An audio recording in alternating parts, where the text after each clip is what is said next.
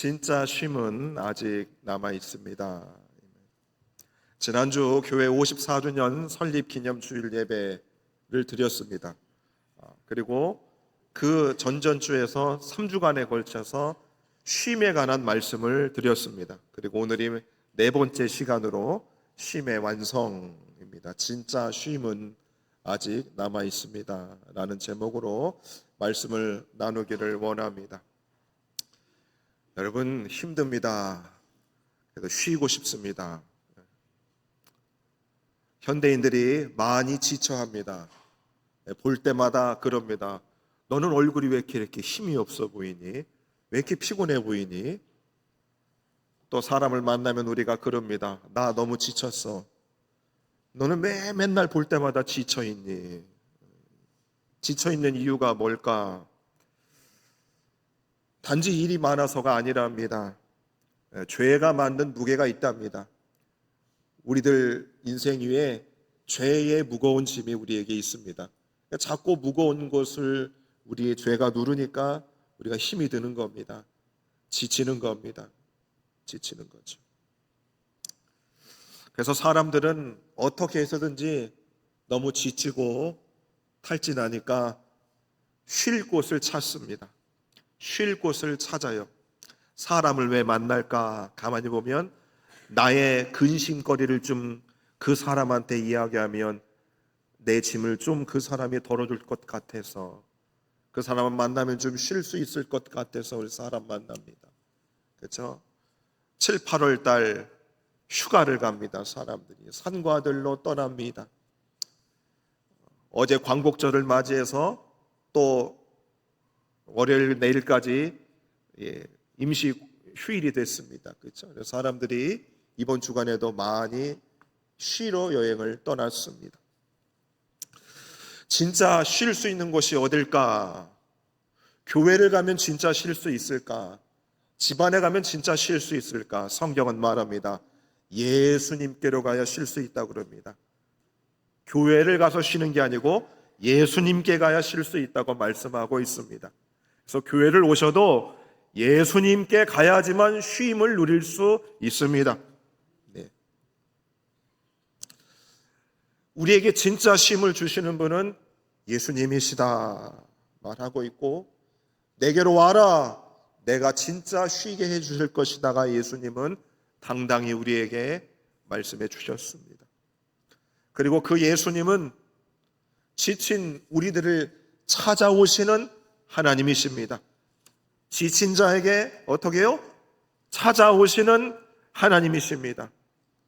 탈진해 있는 엘리야를 찾아가 주셔서 힘을 주시고 먹을 것을 주시고 격려해 주셨던 하나님이십니다. 오늘이 이제 네 번째 설교를 듣습니다. 여러분, 여전히 쉼에 대한 설교를 들었지만 피곤해 하시는 분 계십니까? 아직도 지쳐 계신 분이 있으십니까? 예수님께 쉼이 있다고 말씀을 들었는데도 아직 마음이 무겁고, 기도는 했지만 상황은 그대로이고, 하나님께 맡겼는데도 밤이 되면 다시 걱정이 올라오는 분이 계십니까? 그러면서 여러분이 그런 생각하실 겁니다. 야, 나는 왜 이렇게 쉬지를 못할까?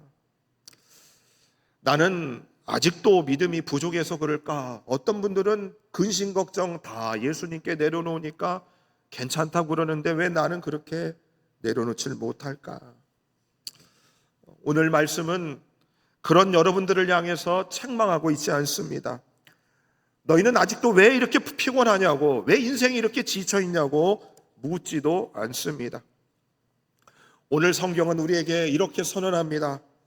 그런즉 안식할 때가 하나님의 백성에게 아직 남아있도다. 진짜 쉼을 얻을 때가 하나님의 백성에게 남아있다고 합니다. 남아있다고 합니다. 오늘 우리가 다 온전한 쉼을 누리지 못한다고 해서 사라지는 것이 아니랍니다. 여러분이 지쳤다고 해서 취소되는 것도 아니고, 내 믿음이 흔들렸다고 해서 하나님께서 그 진짜 쉼을 거두어 가시는 것도 아니는 것입니다. 우리의 힘은 여러분 바닥날 수 있습니다. 그러나 하나님이 준비하신 그 쉼은 바닥나지 않은 줄로 믿으시기를 바랍니다. 그래서 여러분, 오늘 저와 여러분들이 붙들 말씀은 뭐냐? 이 세상이 아무리 고달퍼도 우리에게 진짜 쉼은 아직 남아있다는 겁니다. 여러분, 저도 목회를 잘 마치고 세상 떠나 주님이 주시는 진짜 쉼이 있음을 저는 믿기 때문에 그때 가서 잘 쉬고 싶습니다. 잘 쉬고 싶습니다. 사람들이 요즘 너무 바쁘다 보니까 잘 쉬어야 된다는 말을 많이 합니다. 그렇죠? 너무 바빠진 현대인들이 건강을 지키기 위해서 쉬어야 된다고 말하는 삶의 한 방식도 아닙니다. 쉬는 것은 하나님의 생각이셨습니다. 창세기 2장 2절에 보니까 이렇게 말씀합니다. 하나님이 그가 하시던 일을 일곱째 날에 마치시니 그가 하시던 모든 일을 그치고 일곱째 날에 안식하셨다. 하나님이 피곤해서 쉬신 것이 아닙니다. 하나님은 창조의 일을 완성하시고 하시던 일을 그치신 것입니다. 그리고 그 안식에 사람들을 초대하신 것입니다.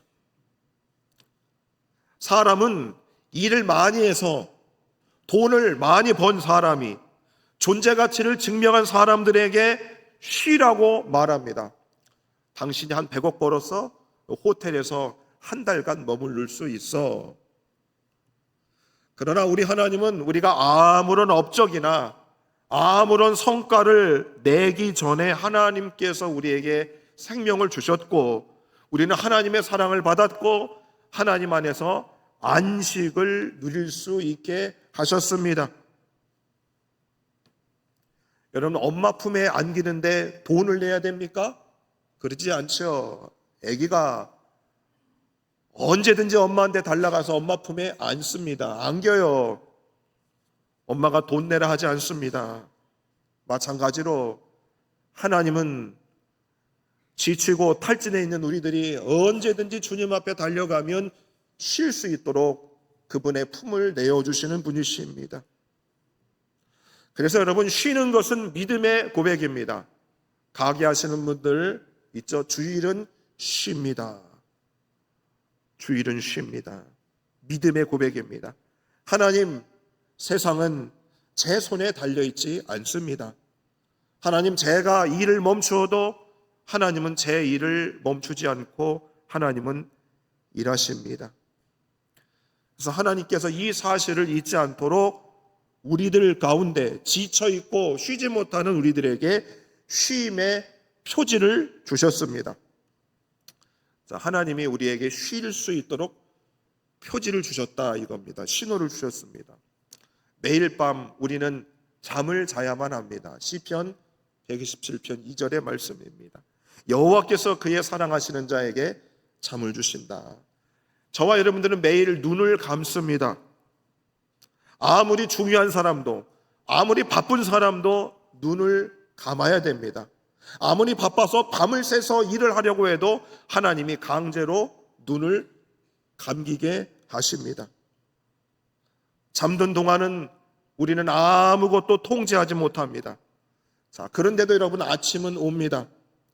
해는 떠오르고 하나님은 세상을 붙들고 계십니다. 그래서 잠이라고 하는 것은 우리의 한계를 인정하고 하나님의 신실하심을 믿게 하는 하나님의 큰 선물입니다. 그래서 여러분, 잠이라고 하는 것은 하나님이 우리에게 쉼을 주신 증거, 표식이 됩니다. 그러나 여러분, 잠이라고 하는 것은 귀한 쉼이지만 최종적인 쉼은 아닙니다. 하나님은 우리에게 매일 밤 잠을 주실 뿐만 아니고 애굽에서 고생하던 이스라엘 백성들을 출애굽시키면서 안식일을 정하여 주셨습니다. 안식일. 애굽에서 종으로 살던 이스라엘 백성들은 바로의 종으로 벽돌을 구워야 됐습니다.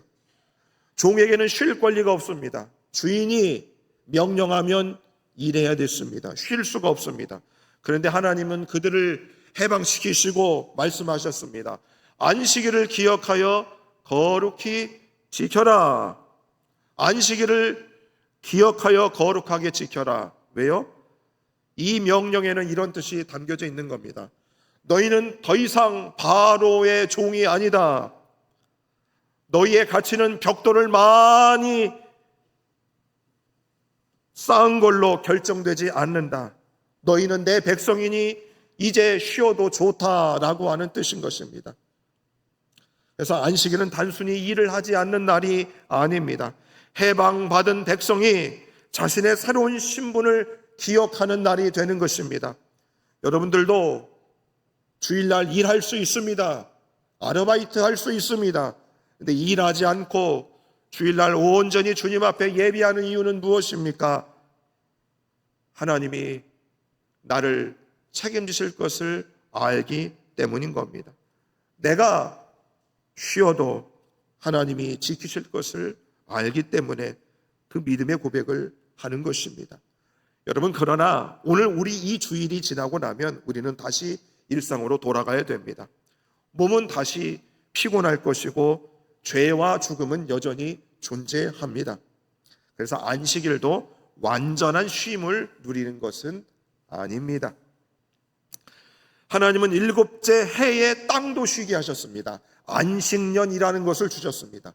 일곱째 해가 되면 농사를 6년 동안 지었다가 일곱째 해는 그 땅을 묵혀야 되는 겁니다. 레위기 25장 4절의 말씀입니다. 일곱째 해에는 그 땅이 쉬어 안식하게 할지니 여호와께 대한 안식이라. 여러분, 농사를 짓는 사람한테 땅을 묵히라고 하면 여러분 그게 쉬운 일이 아닙니다. 믿음이 필요합니다. 땅이 있는데 심지 않으면 소출이 없습니다. 근데 하나님은 멈추라고 하십니다. 왜요? 땅의 주인은 너희가 아니다, 나다. 너희가 멈추어도 내가 너희 생명을 책임지겠다. 그 말씀을 하는 겁니다.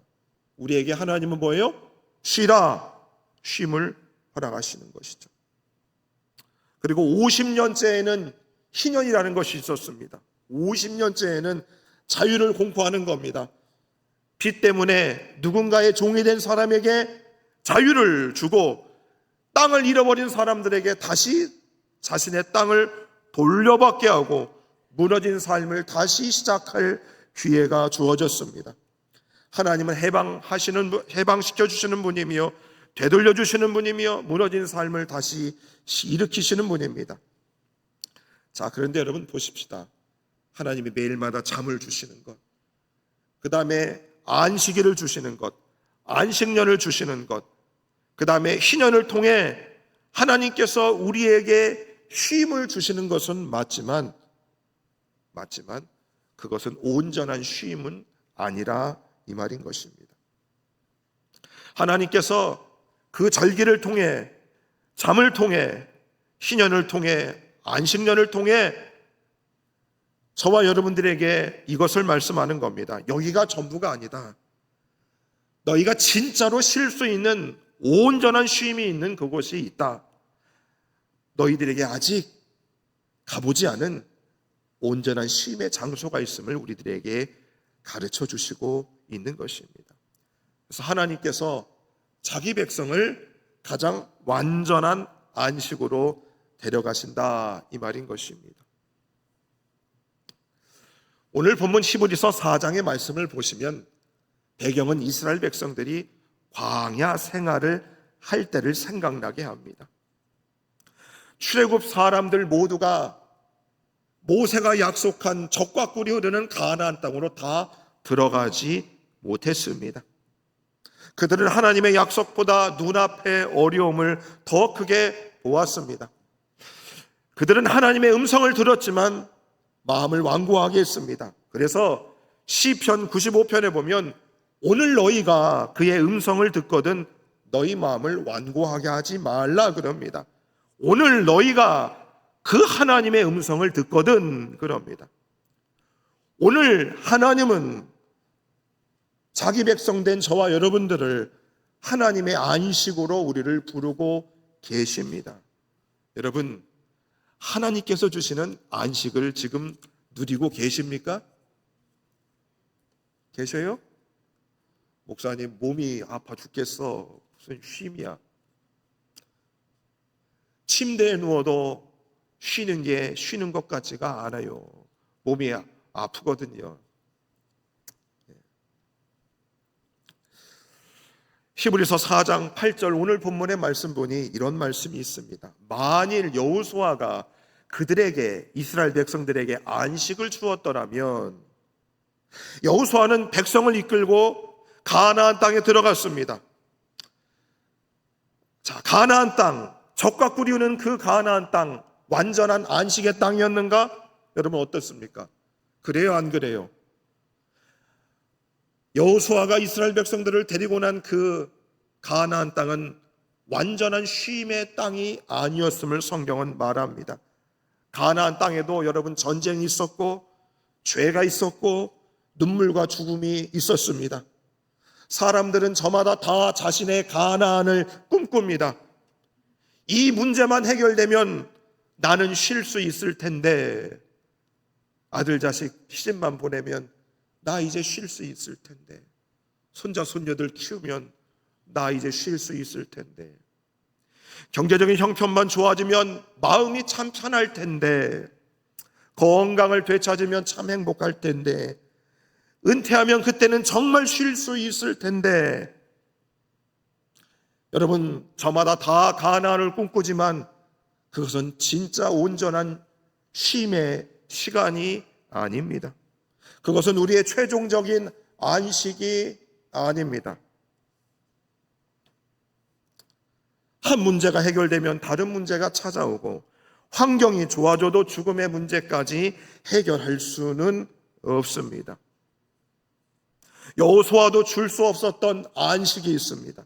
가나안도 완성하지 못했던 안식이 우리에게 남아있음을 성경은 말씀해 주시고 있습니다.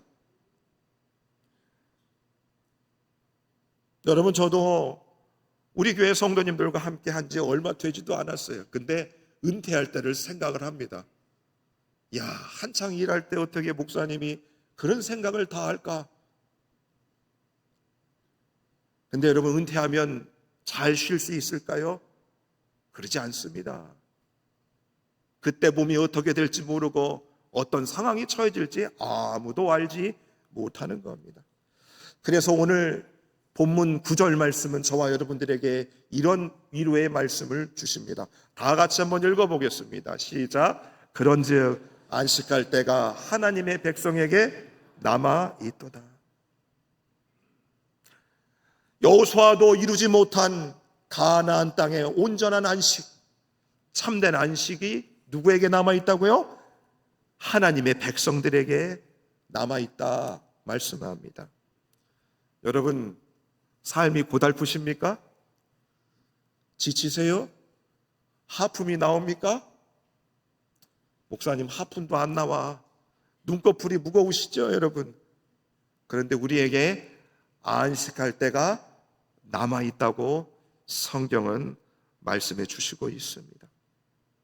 하나님의 백성이 하나님의 안식에 참여하는 그 쉼이 우리에게 남아 있음을 말씀해 주고 있습니다. 이것은 영원히 아무것도 하지 않은 상태가 아닙니다. 하나님과 완전히 화목한 쉼인 것입니다. 죄와 싸우며 흘리던 땀과 눈물이 끝나는 쉼입니다. 죄책감과 죽음의 두려움이 끝나는 쉼이 우리에게 남아있다 말씀하고 있습니다. 남아있다는 것은 우리가 쓰고 남긴 자투리를 뜻하는 것이 아닙니다. 하나님께서 약속하신 쉼이 사라지지 않고 여전히 유효함을 우리에게 말씀해 주시고 있는 것입니다. 이스라엘이 실패해도 그 약속은 없어지지 않습니다. 우리의 연약함에도 그 약속은 취소하지 못합니다. 교회가 흔들려도, 내 믿음이 흔들려도 하나님이 하나님의 백성에게 남겨두신 그 온전한 쉼은 우리에게 있다는 사실입니다. 우리의 힘이 바닥이 나도 하나님께서 남겨두신 쉼은 바닥나지 않는다, 이 말입니다. 그래서 여러분 옆에 분들에게 이렇게 한번 인사하겠습니다. 힘들어도 하나님이 우리에게 진짜 쉼을 남겨주셔서 진짜 쉼을 남겨주셨다 말씀합니다. 그 하나님의 진짜 쉼은 시작이 되었습니다. 내 영혼이 은총 입어 중한 죄짐 벗고 보니 슬픔 많은 이 세상도 천국으로 화하도다. 하나님의 안식이 예수 그리스도께로 간 우리들에게 어떻게 해요? 그 안식이 시작됐습니다. 누려보셨습니까?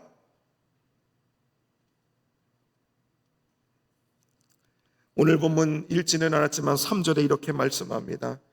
이미 믿은 우리들은 저 안식에 어떻게 해요? 들어가는도다 그럽니다. 우리가 이 땅에서 살아가면서 주님을 만남으로 누리는 그 영원한 쉼을 우리가 어떻게 해요? 맛보고 살아가고 있다는 겁니다. 자, 9절 말씀해 보니까 안식이 남아있다고 말하고, 오늘 3절의 말씀 보니까 믿는 우리는 이미 안식에 들어갔다 말합니다. 무엇이 맞는가? 하나님의 안식은 이미 시작되었지만 아직 완성되지는 않았다, 이 말입니다. 우리는 예수님을 믿을 때에 하나님의 안식에 들어가기 시작하는 겁니다. 슬픔 많은 이 세상도 천국으로 화하도다 그럽니다. 정말 세상이 달라 보이기 시작합니다. 왜? 예수를 믿음으로 그 안에서 쉼을 누리면 우리의 시야도 바뀐다, 이 말입니다. 더 이상 내 공로로 나를 구원하려고 몸부림칠 필요도 없고 예수님에게 의로움을 인정받기 위하여 증명할 필요도 없게 되는 겁니다. 예수님이 십자가에서 말씀하셨죠. 다 이루었다. 우리가 영원한 쉼을 누릴 수 있는 이 구원을 우리 예수님이 다 이루셨습니다. 그러니 예수님은 수고하고 무거운 짐진 자들 다 내게 와라, 내가 쉼을 주겠다 말씀하실 수 있었던 것입니다. 그래서 여러분, 예수님께서 저와 여러분들을 쉬게 하시니까 우리가 이만큼 살아갈 수 있는 것입니다. 그러나 아직 그 쉼의 완성은 이루어지지 않았습니다. 예수님을 믿어도 몸은 피곤합니다. 기도하는 사람도 병에 걸립니다. 믿음 좋은 사람도 탈진할 수 있습니다. 주님을 사랑하는 사람도 사랑하는 일을 잃어버릴 수 있습니다. 감기도 걸릴 수 있어요. 예. 그러나 하나님이 우리에게 주신 안식의 약속은 거짓이 아닙니다. 거짓이 아닙니다. 그래서 저와 여러분들에게 우리를 쉬지 못하고 하며 우리를 닥달하는 이 세상 속에서 오늘 히브리서 4장 11절은 저와 여러분들에게 이렇게 권면하고 있습니다. 다 같이 다시 한번 읽겠습니다. 시작. 그러므로 우리가 저 안식에 들어가기를 어떻게 하라? 힘쓸지니. 힘쓰라. 아니, 쉬라고 말씀하시면서 왜 더 힘쓰라고 말씀합니까? 더 많은 일을 해서 안식을 얻으라는 말씀입니까? 아닙니다. 광야의 이스라엘처럼 불순종과 불신앙에 빠져서 하나님의 약속을 놓치라는 말씀이, 놓치지 말라는 말씀입니다. 안식에 들어가기를 힘쓴다는 것은 쉴 시간을 벌기 위해서 노력한다는 뜻이 아닙니다. 이미 우리에게 찾아오신 우리의 안식이신 예수님을 끝까지 놓지 말라는 뜻입니다. 여러분, 그래서 지칠 때는 정말 예수님을 놓쳐서는 아니 되는 겁니다. 여러분, 정말 지칠 때 예수님을 꼭 붙들어야 됩니다. 아니, 붙들 힘이 없으면 예수님을 생각하십시오.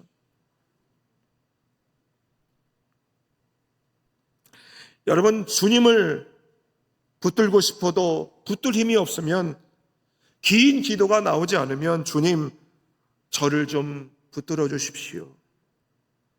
내가 얼마나 강하게 예수님을 붙드냐보다 예수님께서 얼마나 나를 강하게 붙들고 계시는지가 우리가 안식을 누릴 수 있는 조건이 된다는 것입니다. 그래서 여러분, 진짜 지치고 힘들 때는 기도하러 나오셔야 됩니다. 몸이 진짜 힘들고 어려울도 정말 마음이 탈진하고 있을 땐 여러분, 힘들어도 기도의 자리에 나와 있는 겁니다. 큰 소리로 여러분 기도 안 해도 됩니다. 아니, 심지어 조라도 괜찮습니다. 아니, 하나님이 아무런 마음의 감동을 주지 않으셔도 여러분 괜찮습니다. 그 자리에 나아가 앉아 계십시오. 그러면 세상이 주지 못하는 쉼이 우리에게 찾아올 수 있습니다. 여러분, 제가 우리 교회에 오고 나서 많이 돌아다니지 않습니다. 뭐라고요? 많이 돌아다니지 않아요. 산과 들로 돌아다니고 싶었습니다. 가면 조금이라도 더 편하게 쉴 수 있을 것 같아서 많이 돌아다니고 싶었습니다. 그런데 휴양지를 가든 산을 가든 바다를 가든 거기 가도 예수님이 없으면 잘 쉬지를 못하더라, 이 말입니다. 그래서 저도 몸이 힘들고 지칠 때마다 힘들어도 웬만하면 새벽 예배 자리를 지키는 겁니다. 그리고 그 바울을 맨 키보드 앞자리에 그냥 가부좌 두고 앉아 있습니다. 그러면 여러분, 참 신기한 게 뭐냐면 꾸벅꾸벅 졸음이 올 수도 있고 30분 동안, 1시간 동안 아무런 마음에 쉼이 없을 때도 있지만 언젠가는 그 자리에 앉아 있다 보면 세상이 주지 못하는 쉼이 있습니다. 사람에게 받지 못하는 쉼이 있습니다.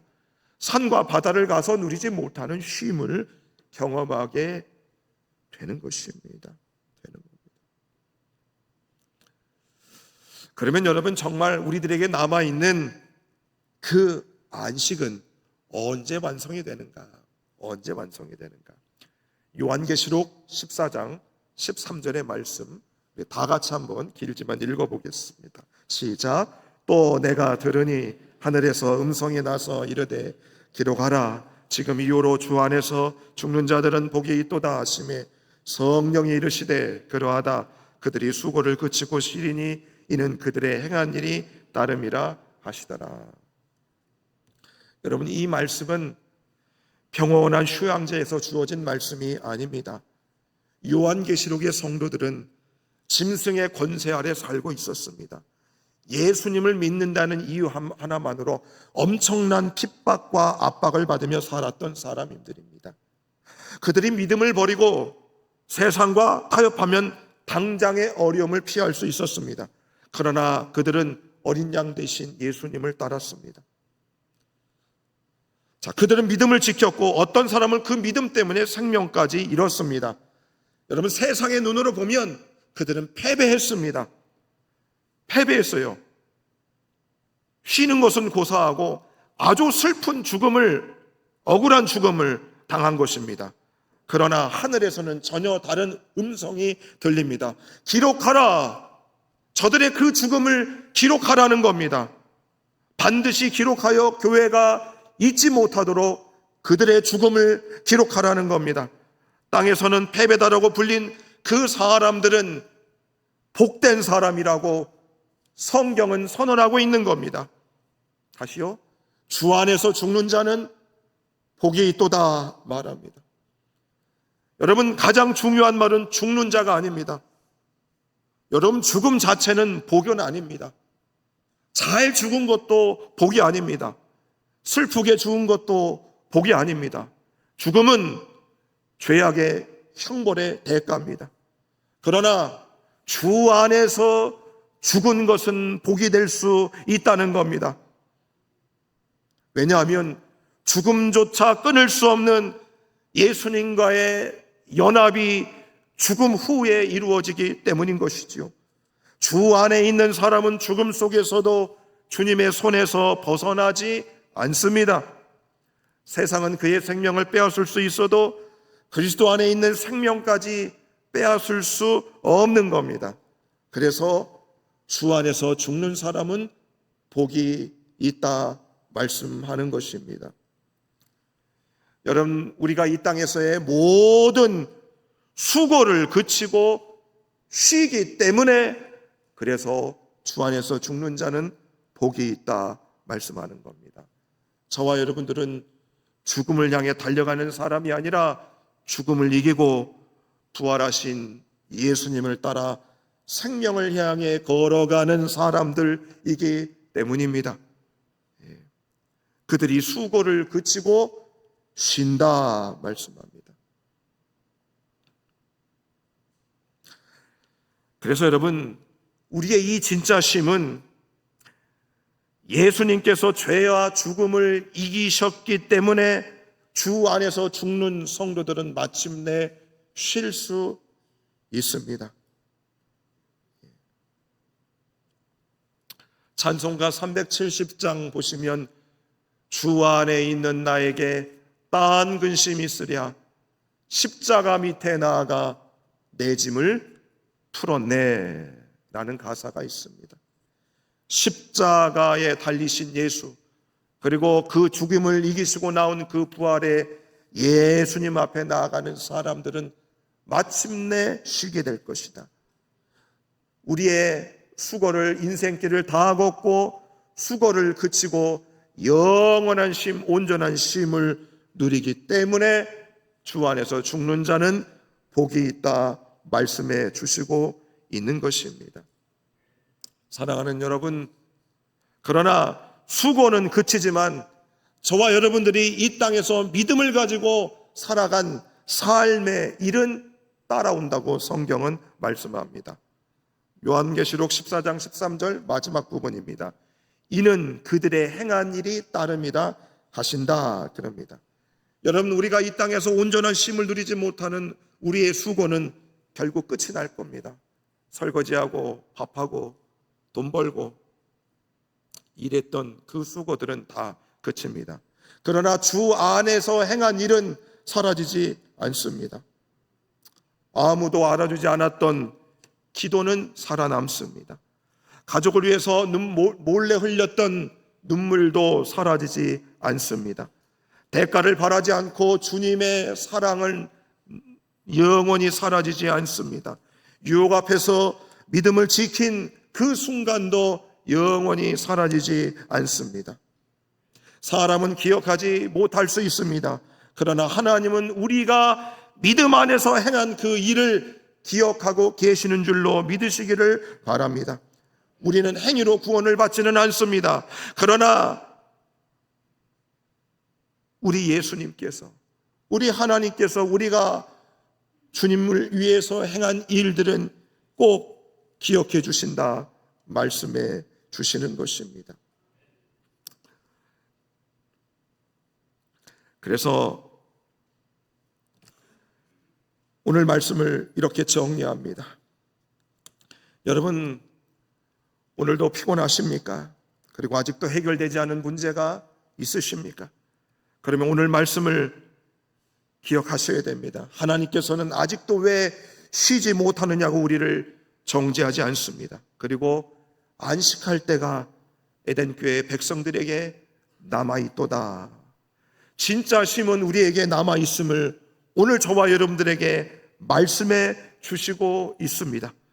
그리고 우리의 이 주님이 주시는 온전한 쉼은 시시때때로 주 앞에 나아가는 우리들에게 이미 시작되었습니다. 그리고 인생의 우리의 수고를 그치고 주님 앞에서 행하는 우리의 모든 우리의 행한 믿음들은 주 앞에서 기억되는 줄로 믿으시기를 바랍니다.